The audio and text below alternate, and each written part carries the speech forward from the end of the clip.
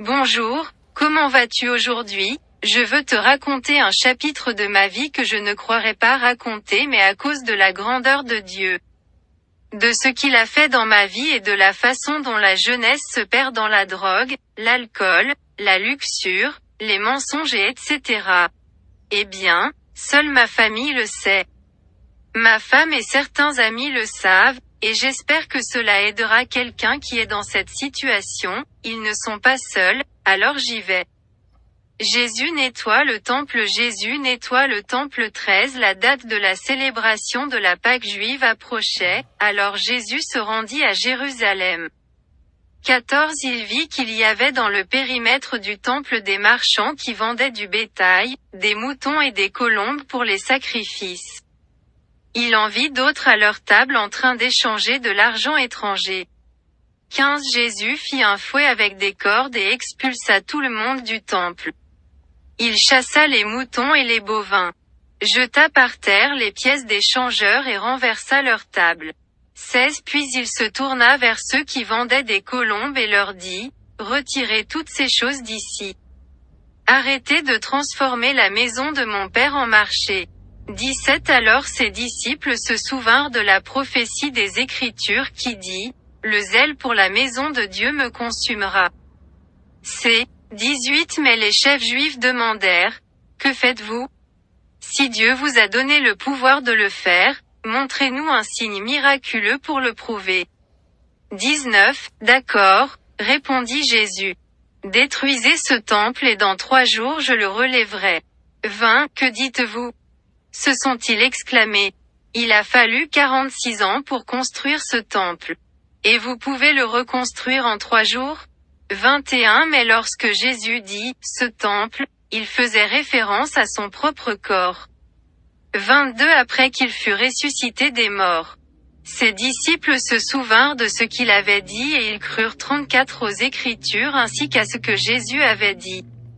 À partir de là, Jésus nous parle de laisser votre vie derrière vous, le péché, le monde, la chair, d'arrêter de le faire à votre manière et de commencer à le faire de la bonne manière, la seule, car il a dit que je suis le chemin, la vérité et la vie.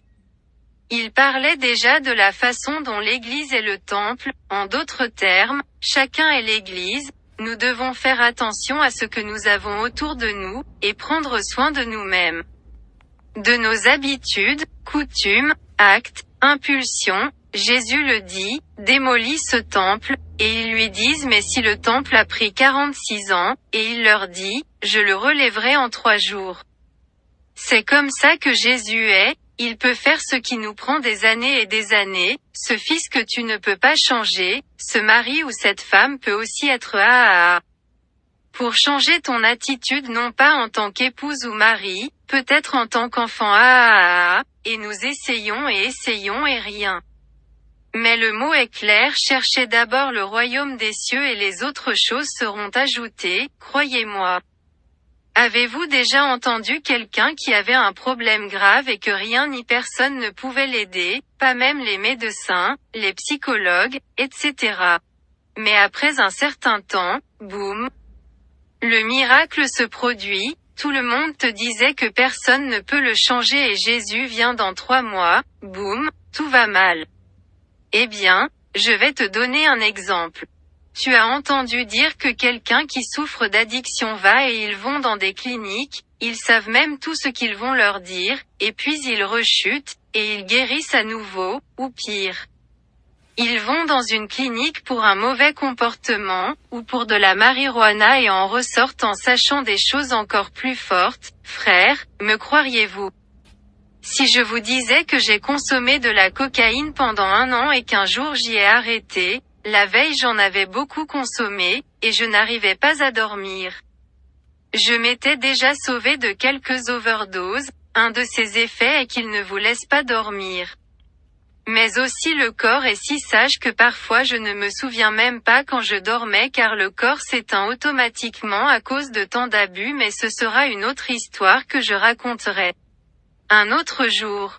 Ce jour-là je me souviens avoir prié, ma conscience me l'a rappelé il y a quelques jours, Ce jour-là j'ai prié pour vouloir dormir mais peut-être que ma vie a crié autre chose. Et Dieu qui nous connaît le mieux, crois-moi, j'ai jeté une couverture, j'en avais assez, pour que je puisse le vendre, mais je ne l'ai pas jeté aux toilettes, et croyez-moi encore aujourd'hui. Grâce au Père, au Fils et au Saint-Esprit, en plus, j'en ai eu celle-là sur mon nez à côté de quelqu'un que je connais et crois-moi, pas de mauvaises pensées, même pas dans la pire crise. Il faut dire ça c'est fou je ne le crois pas, et c'est le mais pas ça si on ne le fait pas voulons changer que nous ne pouvons pas le laisser entre les mains de Dieu comme le dit la parole. Cherchez d'abord le royaume des cieux et le reste viendra en plus, frères en Christ, et oui, vous dites dans votre esprit, nous ne le sommes pas encore, eh bien, nous allons le faire, vous verrez. Non pas en votre temps, pas dans votre volonté, mais celle du Père, aujourd'hui je vous invite à vous sauver, vous et les vôtres. Accompagnez-moi dans une prière où tu acceptes Jésus comme ton sauveur, répète avec moi, Seigneur Jésus, tu as touché mon cœur, et je me rends compte que je ne peux pas continuer tout seul. Et je reconnais que je suis pécheur et je me repens du cœur, j'accepte toi comme mon sauveur et je te donne ma vie, pour que ta volonté soit faite et non la mienne, Amen.